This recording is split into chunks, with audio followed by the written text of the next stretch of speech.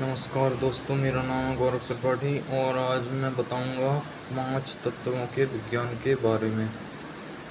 पंचमहाभूत सिद्धांत। हमारा शरीर जो है 5 तत्वों से बना है। अग्नि, जल, वायु मतलब हवा और आकाश मतलब ये खाली स्थान है जो हमारे आसपास सामने, ये हो गया आकाश। और पृथ्वी तत्व का मतलब होता है जो भी भारी चीज़ें हैं, वजनदार चीज़ें, वो सब पृथ्वी तत्व में ही आती हैं। और इन्हीं 5 तत्वों से हमारा शरीर बना है। यही वाले 5 तत्व बाहर भी हैं, हर जगह पे यही 5 तत्व हैं। अगर कहीं भी देखेंगे, चाहे कोई पेड़ हो, चाहे कोई भी चीज़ हो, अगर कोई लोहे की चीज़ है तो वो पृथ्वी तत्व की है, और भारी चीज़ें जितनी भी हैं वो सब पृथ्वी तत्व की हैं। और जो पेड़ है उसमें भी यही 5 तत्व हैं, हर एक चीज़ में यही 5 तत्व हैं। तो जब ये 5 तत्व क्या हमारे शरीर में एक निश्चित अनुपात में रहते हैं। आयुर्वेद के अनुसार 7 प्रकार के शरीर होते हैं। तो हर एक शरीर में अलग अलग प्रकार से अनुपात में रहते हैं, ये एक अलग अलग अनुपात में रहते हैं। तो इसीलिए किसी का शरीर मोटा, किसी का पतला, ऐसे ऐसे करके शरीर होते हैं 7 प्रकार के टोटल। तो जब ये क्या है, इनका अनुपात घट या बढ़ जाता है तब व्यक्ति बीमार होता है। जैसे कि शरीर में कभी हवा बढ़ जाती है, तो जब हवा बढ़ जाती है तो तब शरीर में दर्द होने लगता है। और कोई भी दर्द हुआ तो हवा बढ़ गई है, तो उसको बैलेंस करने के लिए शरीर में सबसे अच्छा जो रहता है वो होता है तेल और घी से वो बैलेंस हो जाती है। तो तेल सबसे सही होता है। उसमें तेल में क्या होता है, जल तत्व है और उसमें पृथ्वी तत्व है थोड़ा। तो जैसे हवा बढ़ी तो तेल लगाया तो बैलेंस हो जाएगी, तो मतलब हवा बढ़ी और उसमें जल तत्व और पृथ्वी तत्व जो कि तेल इनसे मिलके बना है, तो उसको लगाया तो वो बैलेंस हो गई। तो मतलब ऐसे ही ये एक तत्व बढ़ जाता है तो दूसरे को उपयोग करने से ऐसे बैलेंस होते हैं। कौन से तत्व कैसे बैलेंस होते हैं वो मैं बाद में बताऊंगा, अभी तो मैं ऐसे मोटे मोटे स्तर पर बता रहा हूँ।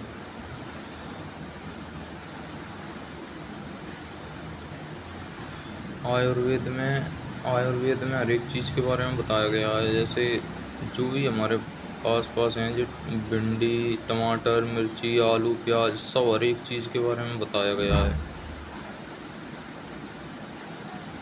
और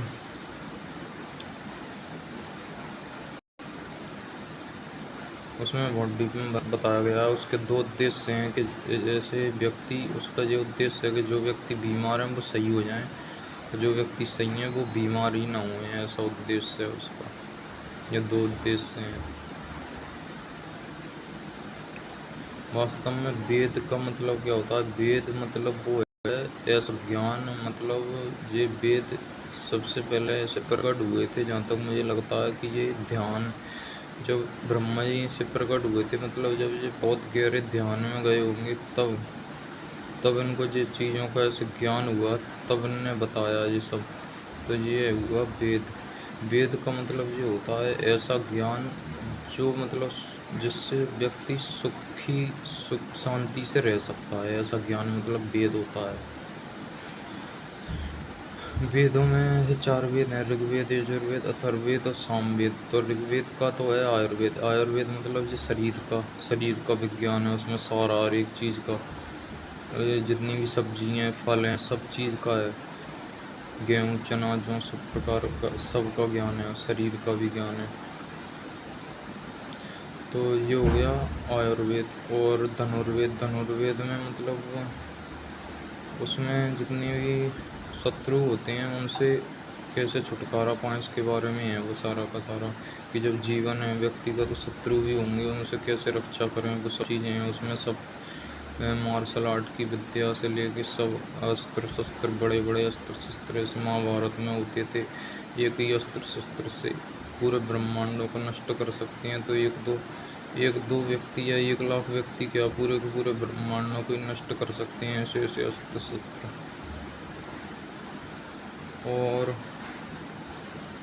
अथर्ववेद का है शिल्पवेद।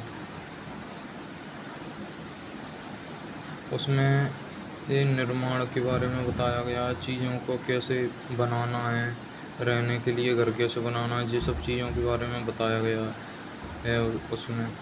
और सामवेद का है गंधर्ववेद। गंधर्ववेद में मतलब गाना बजाना, ये सारी चीज़ें बताई गई हैं इसके बारे में। नृत्य सब, नाचना गाना पूरा ये सब बताया गया है। वेद में ऐसी हर एक चीज़ के बारे में बताया गया है, जो भी मतलब संसार में जो भी सुख शांति से रहने के लिए ज़रूरी है, वो सारी चीज़ों के बारे में उसमें बताया गया है वेदों में।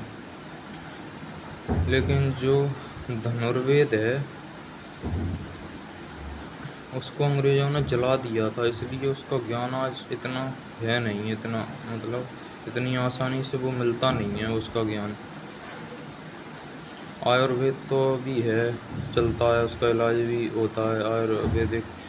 और सामवेद के बारे में भी है, गंधर्व वेद का भी गायन बजाना सिखाया ही जाता है। और कुछ वेद जला दिए गए हैं, इसलिए क्या है वो ज्ञान अब है नहीं है इस धरती पे। होगा भी किसी पास में, मतलब है तो, लेकिन इतनी आसानी से मिलता नहीं है वो ज्ञान। अभी भी होगा तो किसी के पास में, ऐसी बात नहीं होगा तो।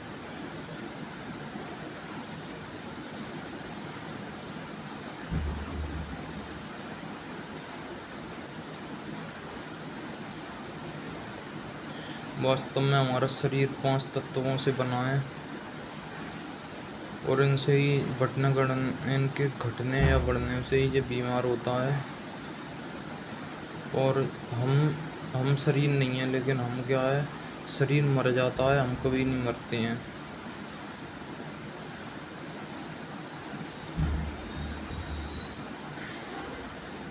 तो इस प्रकार से है हर एक जगह पे, जहाँ तक कि मुझे तो लगता है शायद इस पूरे ब्रह्मांड में भी जो 5 तत्व ही हैं,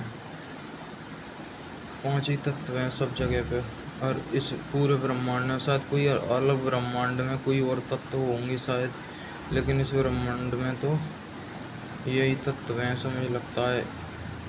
जो पृथ्वी है जैसे जो खाली जगह में लटकी है, चंद्रमा खाली जगह में लटका है, ऐसे ही जो खाली जगह में अरबों खरबों ग्रह लटके हैं, ऐसे अरबों खरबों ग्रह मिले तब एक ब्रह्मांड बना।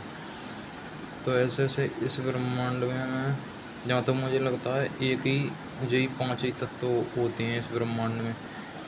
और भी इसके अलावा भी अनेक अनंत ब्रह्मांड हैं, इनका कभी भी अंत नहीं है, अनंत हैं। ये ब्रह्मा विष्णु महेश हैं, ये भी जहाँ तक मुझे लगता है ये भी ध्यान में रहते हैं। तो ये भी यही जानने के प्रयास में रहते हैं कि मतलब इनका अंत कहाँ पे है, जो ब्रह्मांडों का इनका कभी अंत नहीं है। हरी अनंतरी कथा अनंता, इनका कोई अंत नहीं है। ये तो मतलब अनंत है, फिर भी वो तो बस अब क्या करेंगे। वैसे भी जहाँ तक मुझे लगता है तो वो इसी की खोज में ही लगे रहते हैं, कौन से ब्रह्मांड में क्या है, कहाँ तक इसका विस्तार है, क्या क्या चीज़ें हैं अलग ब्रह्मांड, अब इसके अलावा ब्रह्मांड में क्या है क्या नहीं है ऐसे। चलिए ठीक है, धन्यवाद।